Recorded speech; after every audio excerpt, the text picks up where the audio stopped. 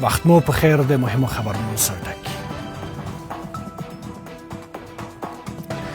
د امارات مخالفو ډلو او هیوادونو ته د کورنیو چارو وزارت خبرداری رحمت الله نجیب وایي هغه کسان چې د پردیو په ملاتړ د اسلامي نظام پر ضد خصمانه اقدام کوي خپل ارمانونه به ګورته یوسي.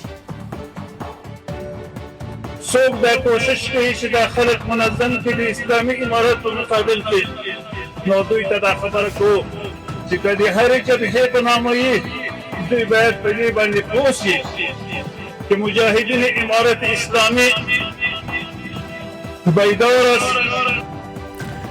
د امریکا لخوا پیرو هیواد ته د افغانستان د چورلکو سپارل له 4 کاله ځنډ وروسته واشنګټن ازبکستان ته وړل شوي د افغانستان ځینې بلک هاک چورلکې پیرو هیواد ته وسپارلې. کابل دا د افغانانو حق بللی و.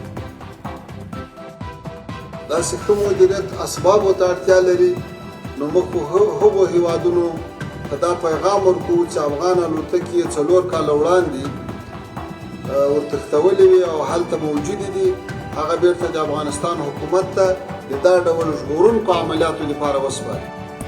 پر عصري زده کړو د محمد یعقوب مجاهد ټینګار د ملي دفاع وزیر له هیوادوالو غواړي چې د خپل اولادونو د تعلیم او زده کړو خلاف ونه اوسي او په دې برخه کې له هغوی څخه ملاتړ وکړي.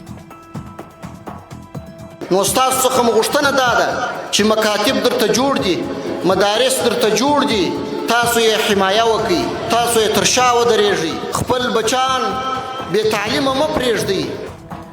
بېروزګارۍ ته اندېښمن لوستي ځوانان ځینې ځوانان وایي چې دوی له پوهنتونونو فارغ دي خو بیا هم نه دي توانېدلي چې دندې ترلاسه کړي. د کار او ټولنیزو چارو وزارت بیا وایي چې تر اوسه د کار 45,000 جوازونه ویشلي دي.